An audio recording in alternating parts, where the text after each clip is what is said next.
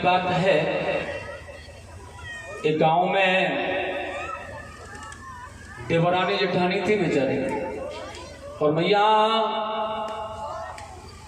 उनकी जो जेठानी थी ना, उसने बड़ा सुंदर सी नथ बनवाई सुनार से जाकर के, बड़ी चमकीली बहुत सुंदर नग वाली। मैया ध्यान दे करके सुनो तुम, ऐसे बात नहीं, बातें करने का मौका तो बहुत बार मिलता है जीवन में। और जब ये नथ बनवा करके ले आई ना, तो माताओं में तो वो होती है ना, कहाँ से बनवा के लाई है, कहाँ से लाई है बनवा के, वो देखा है ना जंगीराबाद में, वो सुना रहे हैं, बड़ी अच्छी है। पैसे से जुड़ जाएंगे ना तो मैं भी बनवाऊंगी। मैयाओं का ये भाव होता है प्रतिस्पर्धा, हम भी बनवाएंगे, जरूर हम भी बनवाएंगे, बस सब। अब क्या करें, बनवाए कैसे? पतिदेव तो एक भी पैसा जमा नहीं करते थे, उनके तो करते थे, लेकिन कारण था परीक्षित महाराज। अब कारण क्या था, वो उसके यहाँ पशुएं रहती थी, दूध बेचती थी। अब उसने क्या किया, दूधिया को दूध देती है ना, वही दूध बेचने वाले दूध में ना 1 लीटर रोज पानी मिला देती है, और 1 लीटर पानी मिला करके 10 लीटर का 11 लीटर बना करके दे देती है, और वो अलग जमा 1 लीटर का पैसा करती जा रही है। और पैसा जमा करते करते करते करते एक दिन नथ बनने लायक, और वह जेठानी से भी अच्छी नथ बनने लायक पैसा जुड़ गया। पतिदेव से कहा सुनो हमारी नथ बनवा लो। पतिदेव ने कहा पैसा तो है ही नहीं, पैसे का प्रबंध तो मैंने कर लिया है, तुम बस चलो, बस चलो साहब। उसने कहा मैं जाने वाला नहीं हूँ, तेरी कोई पता नहीं है, वहां जाकर के दुकान पर तू हाथ फैला जाए और मेरे मत्थे मर जाए, मैं नहीं ले जाऊंगा। बहुत चालाक था, इसलिए उसी से कहा बहन तू मेरे साथ चल, मेरी भी नथ बनवा ला। वो तो तैयार बैठी थी ना, ये तो तैयार रहती है, ठीक है चलो। बड़ी सुंदर सी लाल नग की सुंदर सी नथ बनवाई, बड़ी पसंद आई उसे, उसमें लाल लाल नग लगे हुए थे, पहन के बड़ा आनंद आया उससे, और आकर के बड़ी सुंदर चमकने लगी वो। लेकिन उस नथ को बनवाने में से कुछ पैसे बच गए थे। पतिदेव से कहा सुनो हमारा मन है, हमारे मन की हो गई है, नथ बन गई है, सोचा था हमने हमारी नथ बन जाएगी तो गंगा स्नान करने जाएंगे, हमारे साथ गंगा स्नान करने चलो ना। पतिदेव ने कहा गंगा स्नान करने के लिए पैसे नहीं है मेरे पास, पैसे का प्रबंध तो मेरे पास है, तुम बार बार पैसे की क्यों कहते हो? पति ने कहा अच्छा है, सहज में गंगा स्नान करने मिल रहा है, पैसे भी नहीं आएंगे, इसलिए चलती है।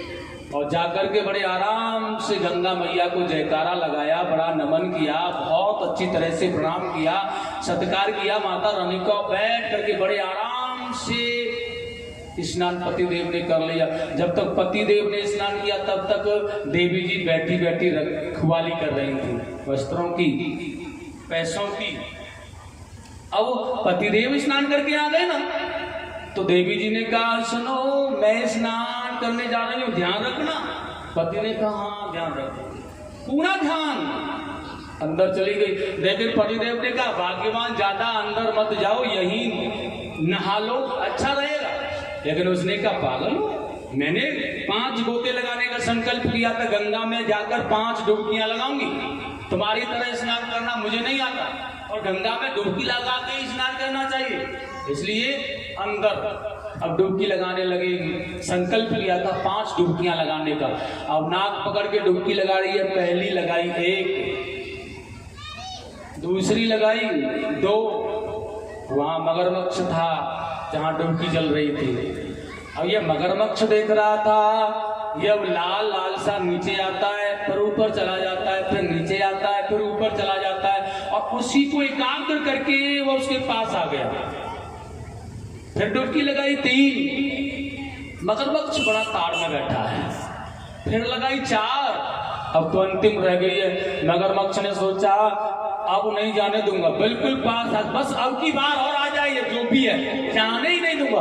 और जैसे दोबारा से डुबकी लगाई 5, उसने एकदम से मुंह फाड़ा और वह लाल लाल नथ को नाक के सहित तोड़ लिया, नाक के सहित तोड़ लिया, और तोड़ करके बेचारी जैसे ही गंगा से निकल के देवी जी आई, देखा तो नाक भी गायब और नथ भी गायब, नाक भी गायब, नथ भी गायब।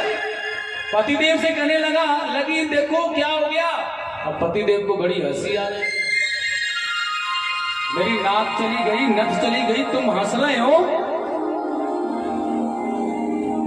लेकिन पति ने कहा क्या करा देवी, अच्छा ही तो हुआ।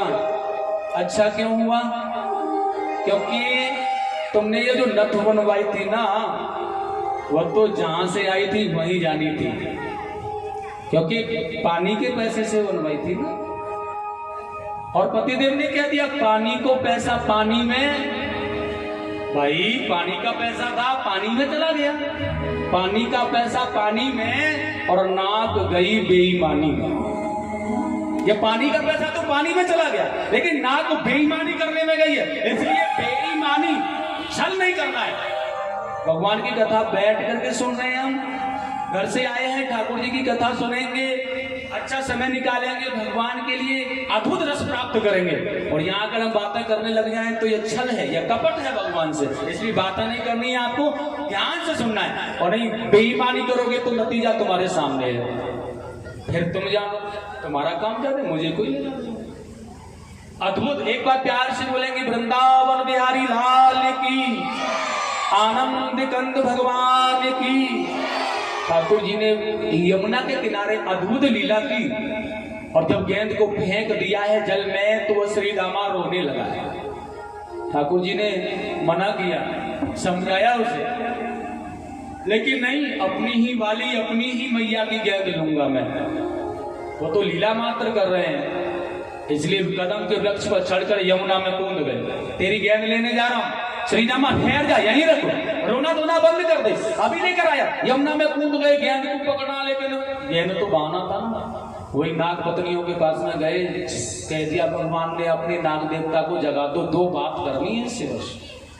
लेकिन वह देखा है नाग पत्नियों ने, नन्हा सा सुंदर सा बालक है, बहुत ही अद्भुत, देख करके मुग्ध हो गई। इसकी मैया भी उतनी ही प्यारी और कोमल होगी जितना यह। और हमारा नाग देवता जब गया ना तो फुसकार मारेगा, गोविंदाय नमो नमः, इसकी मैया वहां मर जाएगी रो रो कर, यह यहाँ मर जाएगा।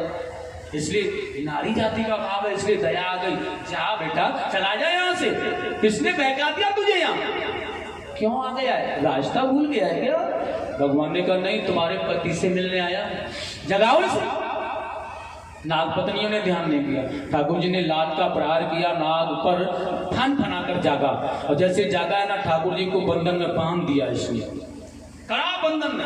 लेकिन मेरे प्रभु ने अपने शरीर को बढ़ाना प्रारंभ किया, इसकी नसों को तोड़ दिया, छलांग लगा करके इसके फनों पर सवार हो गए, और जिस फन को उठाता है तो लोग नाग श्याम सुंदर उसी पर लात का प्रहार करते हैं। नतमस्तक सहस्त्र फनों वाला कालिया नाग झुकने लगा है, रुधिर बहने लगा।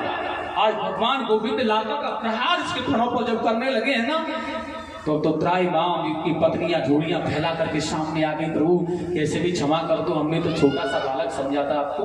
भगवान ने कहा क्षमा तुम कर देंगे, हमारे अंदर क्षमाशील है, लेकिन एक ही कारण है, तुम लोग यहाँ से ब्रजमंडल को छोड़ करके दूर चले जाओ। कहाँ जाना होगा प्रभु? भगवान ने कह दिया रमण द्वीप के लिए प्रस्थान करो, अपने परिवार के सहित, यहाँ नजर नहीं आने चाहिए मुझे, जितना विषैला विष है ना तुम्हारा सबको समेटो, जाओ यहाँ से। और एक बात और है, जहां तक मैंने कहा है वहां जाने के बाद ही देखना है पीछे मुड़, वहां तक रास्ते में अगर पीछे मुड़ के देख लिया तो पत्थर की बन जाओगे, वही तय कर लिया है। प्राण बचने ऐसे ही बच सकते हो, उससे पहले तो नहीं तो तोड़ देगा ये नस। ठीक है प्रभु चले जाए, तो हमें ले चले। कालिया नाग के फनों पर नृत्य करते गोविंद मुरली बजाते हुए निकल के आए। यशोदा रानी माँ, बाल बाल मनसुखा, श्रीधमा, मधुमंगल, नंद बाबा सबसे मिले और उसकी गेंद को दे दिया। ले तेरी मैया की गेंद थी से लेने गया था, लेकिन उसने क्या किया वहां, यह कोई क्या जाने। अद्भुत, ये कालिया नाग जा रहा है यहाँ से भगवान को छोड़ने के बाद, लेकिन जेत में जाकर इसने देखा है कहीं वह मोर मुकुट मुरली वाला ऐसा तो नहीं, वहां जाकर मेरी पिटाई करे, यहाँ कम की वहां ज्यादा करे, इसलिए बहाने से ले जा रहा है। पीछे मुड़ के देख लिया इसे, वही पत्थर का यह बन गया कालिया नाग। प्रेम से बोलेंगे गोविंद भगवान की। आगे भगवान ने बहुत सुंदर लीला की। सुखदेव स्वामी ने कहा एक दिन की बात है, भगवान गाय चरा रहे थे और गाय चारा चुगते हुए उनकी मुंज वन में पहुंच गई है। और जब मुंज वन में गाय पहुंच गई ना, तो यहाँ कंस के आताताइयों ने अग्नि प्रज्वलित कर दी। दावा अग्नि ग्वाल बाल गबड़ा गबड़ा करके जोर से चिल्लाना, हे राम हे श्याम बचाओ, हमें रक्षा करो, हमारी बचाओ। तभी भगवान ने कहा, हे ग्वाल बालों, केवल नेत्र बंद करके भगवान का ध्यान करो, तुम्हारा संकट टल जाएगा, यह मैं तुम्हें वादा करता हूँ।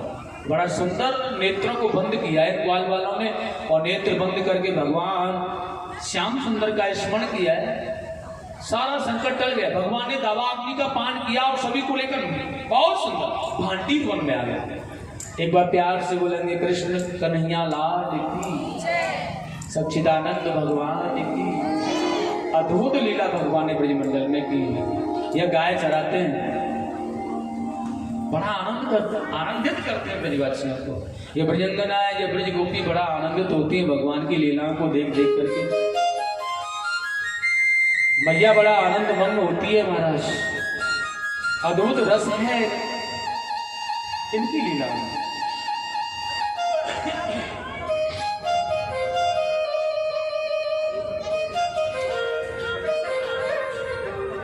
एक दिन की बात है,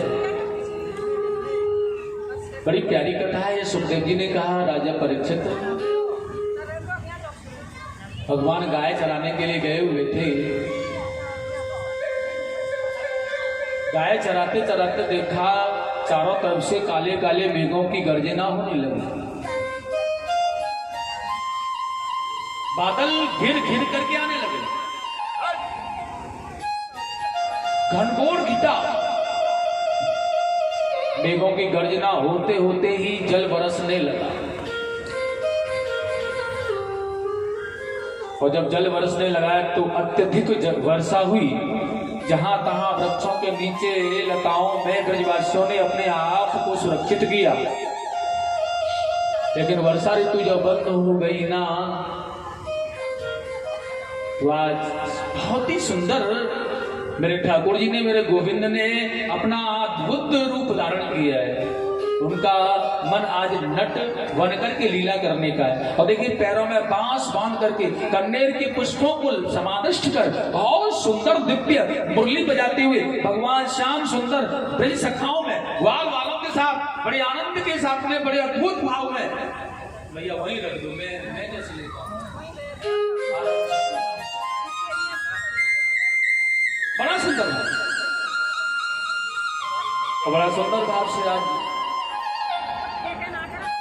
धारण किया है, नट का भेष बनाए हुए आ रहे हैं ये अपने नगर के लिए।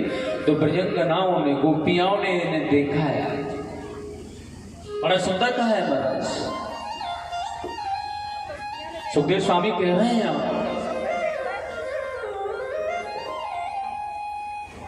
ब्रह्मा पीड़ नटवर, भगवान ने नटवर का वेश बना करके आ रहे हैं ब्रजमंडल में। तो ब्रजंगना गोपियां देख रही हैं ब्रज की उनको, और उनको देखते देखते कैसा असर पड़ा भगवान पर। ब्रह्मा पीठ नटवर कर्णयो कर्णकारकम, कर्णयो कर्णकारकम, श्री कृष्ण गोविंद हरे मुरारी, श्री कृष्ण गोविंद हरे मुरारी, हरे मुरारी, हे नाथ नारायण वासुदेव, वास वैजंती मालम, वैजंती मालम, श्री कृष्ण गोविंद हरे मुरारी, श्री कृष्ण गोविंद हरे मुरारी, हरे मुरारी, हे नाथ नारायण वासुदेव, हे नाथ नारायण वासुदेव, श्री कृष्ण गोविंद हरे मुरारी।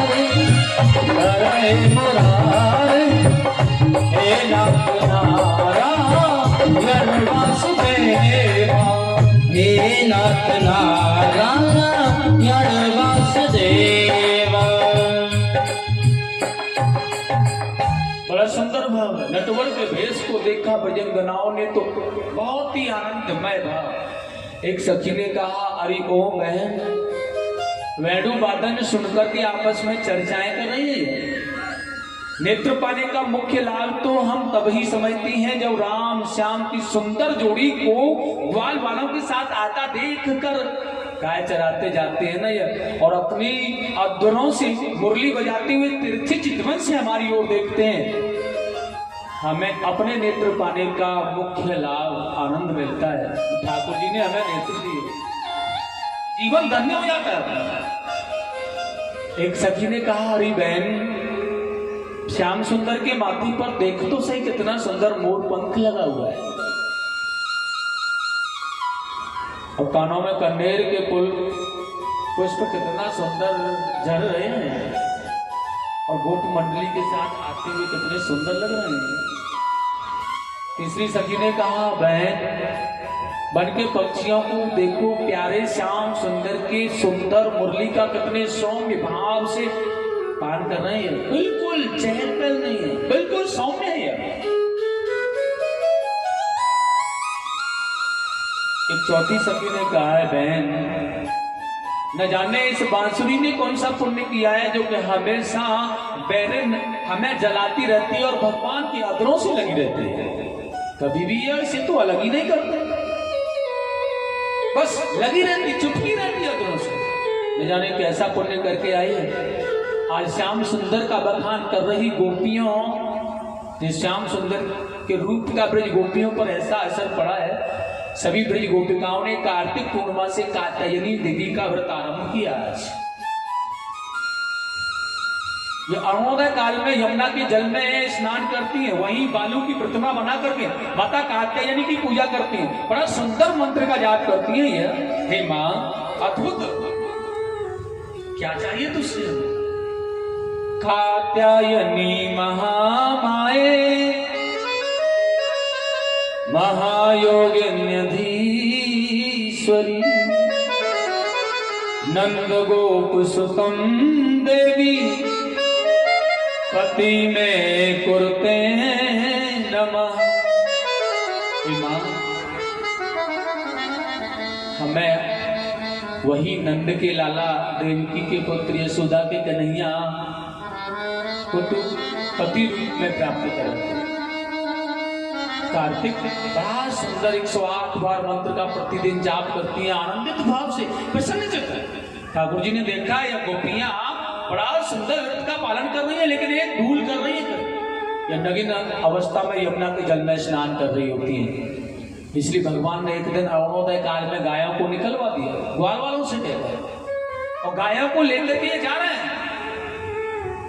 लेकिन वही सखाओं से कहा, आप गायों की रखवाली करो, मैं आता हूं। और आकर के इन गोपियाओं की वस्त्रों को श्याम सुंदर ने ले लिया और लेकर के कदम के वृक्ष पर चढ़ गए और जाकर के वहीं टांग दिया वृक्षों पर। और वस्त्रों को टांग करके ये बड़ी सुंदर मुरली बजाना प्रारंभ कर देते हैं। तो गोपियाओं के मन में आ गया, लगता है ये श्याम सुंदर है ना, ये आ रहे हैं कहीं से, उनकी मुरली की ध्वनि जो गूंज रही है, अवश्य ही आ रहे हैं। इसलिए अपने वस्त्रों की तरफ देखना चाहा इन्होंने, तो उनके वस्त्र उन्हें नहीं देखे। अब तो इधर उधर देखने लगी, घूरने लगी, नहीं कन्हैया की मुरली बज रही। ठाकुर जी बैठे हैं कदम पर, गोपियाओं ने ऊपर देखा, दृष्टि डाल कर तो वह वस्त्र भी टंगे हैं और वह काना भी वही है, तो मुरली वही है, वहीं से बजा रहे। गोपियाओं ने आज बड़ा सुंदर कहा है भगवान से,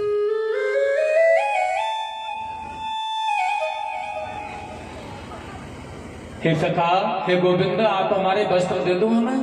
भगवान ने कहा, देखो गोपियों, अगर बात वस्त्रों की है ना, तो मेरे सखा जानते हैं मैं झूठ नहीं बोलता कभी, और मैं तुमसे बिल्कुल सच कह रहा हूं। यमुना से बाहर निकल के आ जाओ, अपने वस्त्र ले लो, मैं मना नहीं करूंगा।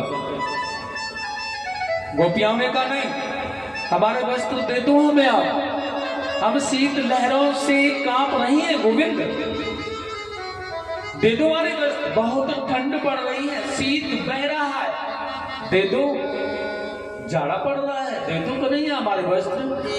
भगवान ने कहा गोपियों बाहर निकल आओ, तुम वस्त्र ले लो, मैं मना नहीं कर रहा हूं। लेकिन गोपियों ने कहा यह बहुत ही नटखट है, ऐसे तो वस्त्र देंगे ही नहीं, इसलिए उल्हाना देना प्रारंभ किया। सुनो कन्हैया, आप ब्रज के आश्रय दाता है, ब्रज मंडल की सुरक्षा का दायित्व आप पर है, ब्रज की देखभाल करना आपकी जिम्मेदारी है, और आप ही हो जो कि यह आपको अच्छा नहीं लगता है। बताओ, हम नगीन अवस्था में हैं, आप हमारे वस्त्र को आप वृक्ष पर टांग रहे हो, रख दिए हैं, यहाँ पर खड़े हो, जाओ ना यहाँ से, हमारे वस्त्र दे दो हमें। भगवान ने कहा नहीं, मैं तुम्हारे वस्त्र नहीं दूंगा, मैं तुम्हारा कोई नौकर नहीं हूं जो तुम्हारे वस्त्र लाकर दूं तुम्हें। और गोपियों, अगर वस्त्र चाहिए तो जल्द से बाहर निकल आओ और ले लो, मैं मना नहीं कर रहा हूं। लेकिन श्याम सुंदर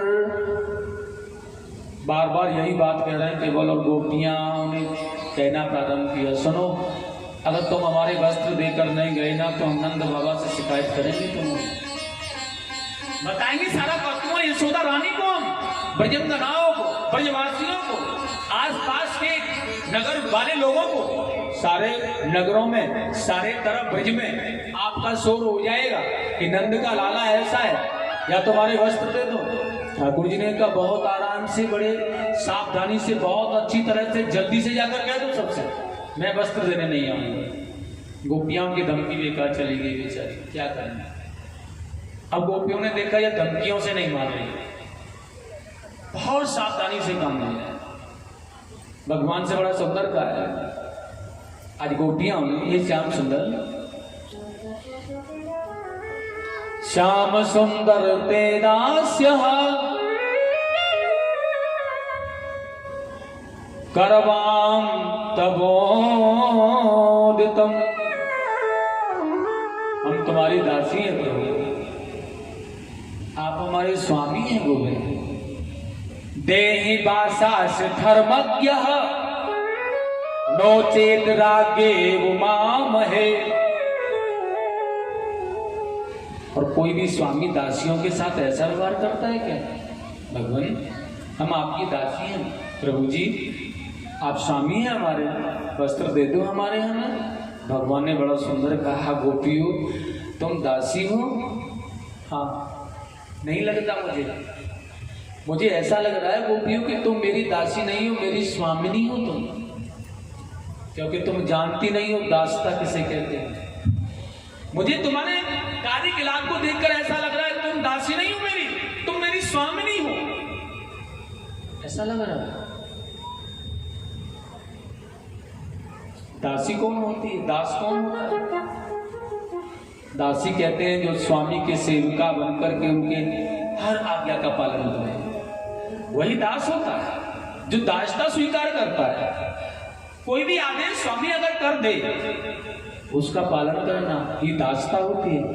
और मैं तुम्हें बार बार कह रहा हूं वस्त्र ले जाओ, निकल करके आ जाओ, तुम कहां? तुम मुझे कह रही हो हमारे वस्त्र दे जाओ, यहाँ आकर हमारे वस्त्र दो। स्वामिनी हो ना तुम मेरी, इसलिए तो कह रही हो, वस्त्र इसीलिए तो मांग रही हो। और अब तुम्हारा भगवान ने बार बार समझाने का प्रयत्न किया। ठाकुर जी ने एक बात और है यहाँ, भगवान इन गोपियाओं को जल से बाहर निकालना चाहते हैं। पहली बात, ये गोपियां भगवान को अपना पति मानना चाहती हैं, लेकिन एक बात का ध्यान रखना है, जिसने भी ठाकुर जी को अपना लिया, भगवान कह रहे हैं जल से बाहर निकलो, लेकिन ये कह रही है हम नगीन अवस्था में हैं। क्या कोई भी जीव भगवान को पाने के लिए वस्त्र रूपी आवरण का पर्दा लाएगा? यह वस्त्र है ना, यह आवरण का पर्दा है, यह शरीर है ना, यही तो आवरण रूपी पर्दा है वो का, जिसकी पहचान है इस जीव को कि यह नगिन है, यह वस्त्र पहने हुए है, बस यही फर्क है। और ठाकुर जी कभी शरीर से मोह नहीं करते, गोविंद का शरीर से कोई वास्ता नहीं होता। यह हाड़ मांस का बना पुतला है, माटी से बना, माटी में मिल जाएगा माटी का डेला, लेकिन गोविंद का तो जीव से, आत्मा से प्रेम है। वो कैसा है? आत्मा है, वो आत्मनिर्भर है। गोविंद तो केवल उसे करते हैं जीव से। शरीर कैसा है? सौंदर्यवान है, मोटा ताजी है, दुबला पुतला है, सांवला है या गोरा है, कोई लेना देना नहीं। वस्त्र कैसे पहने हुए हैं, कोई फर्क नहीं पड़ रहा है। यही संसार में माया का प्रतिबिंब है जो दिख रहा है। यह वस्त्र, यह आवरण, यह सुंदर श्रृंगार। ठाकुर जी को बहुत ज्यादा श्रृंगार करके जाओ तो क्या वो बहुत ज्यादा प्रेम करेंगे हमसे? नहीं, उन्हें श्रृंगार की नहीं, उन्हें प्रेम की आवश्यकता है, उन्हें भाव की आवश्यकता है। तो प्रेम नहीं है, भाव नहीं है, कितना भी श्रृंगार करो, कितने भी वस्त्र आभूषण पहनो, कितना भी कुछ करो, कुछ नहीं हो सकता। इसलिए केवल साधना रूपी प्रेम से तो वही जीव भगवान को पा सकता है। जैसे अपने देह गेह की का कोई कुछ ख्याल नहीं, जैसे देह गेह की ममता का ख्याल ही नहीं है। जो जितेंद्रिय है, इसे शरीर से नहीं। जैसे कि जड़वर्त की कथा आपने सुनी थी ना, जड़वर्त ने राजा नहुगण से कहा था ना, मेरा शरीर से कोई लेना देना नहीं, मैं आत्मा हूं, मुझे शरीर से कोई कष्ट नहीं होता है। शरीर को कष्ट हो रहा है, मुझे नहीं होता है। वैसे ही जो शरीर को ना तुच्छ मानने वाला है, जिसे शरीर का कोई ख्याल ना है, वही भगवान को पा सकता है। और जब तक शरीर का ख्याल बना रहेगा, जब तक वस्त्र रूपी आवरण का पर्दा रहेगा, मोह रूपी पर्दा, आवरण रूपी पर्दा, तब तक परमात्मा मिलने वाले नहीं। इतना भी सुंदर सौंदर्यवान बनाओ इस रूप को, इससे ठाकुर जी मिलेंगे नहीं। और वही गोपियों के मन को भगवान बदलना चाहते हैं। तो मुझे पाना चाहती हो गोपियों, यह अनुष्ठान, यह व्रत तुमने मेरे लिए किया है, लेकिन फिर भी मुझे पाने के लिए तुम यह वस्त्र रूपी आवरण का पर्दा बीच में कहां से ला रही हो? और जब तक यह है तब तक तो मुझे नहीं पा सकती हो। इसलिए माया के उस पर्दे को हटा करके भगवान ने गोपियों के मन को साफ किया, और गोपियों ने देख लिया ये नगिन शरीर क्या है, यह वस्त्र क्या है, यह सर्वस्व छुटा दिया, नष्ट कर दिया। ठाकुर जी से मिलना है। आत्मा यह हमारे ईश्वर हैं, हमारे स्वामी हैं, हमारे प्राण प्रियतम हैं। इनके साथ, इनके पास, इनके साथ जाने में, इनके पास आने में यह शरीर क्या है, यह वस्त्र क्या है, यह सब भूल गई गोपियां और तन्मयता हो गई। केवल कृष्ण ही कृष्ण रूप में अद्भुत समादिष्ट हो गई। और जब केवल कृष्ण ही कृष्ण इन्हें नजर आने लगे ना, संसार नाश्वरता दिखने लगा, संसार या वस्त्र न चमकने लगे, शरीर की कोई सुध नहीं रही। ठाकुर जी के पास निकल करके गोपियां जल से बाहर आ गई और खड़ी है गोपी। भगवान ने उन्हें वस्त्र दे दिए, लो गोपियां अपने वस्त्र, उन्होंने वस्त्रों को ले लिया, फिर भी खड़ी है। भगवान ने उन्हें कहा, गोपियों अब तुम जाओ यहां से। और देखिए बड़ा सुंदर कहा प्रभु जी ने, गोपियों मैं शरद रात्रि की अर्ध पूर्णिमा बहुत सुंदर महाराज लीला करूंगा, तब तुम्हें बुलाऊंगा और तुम्हारे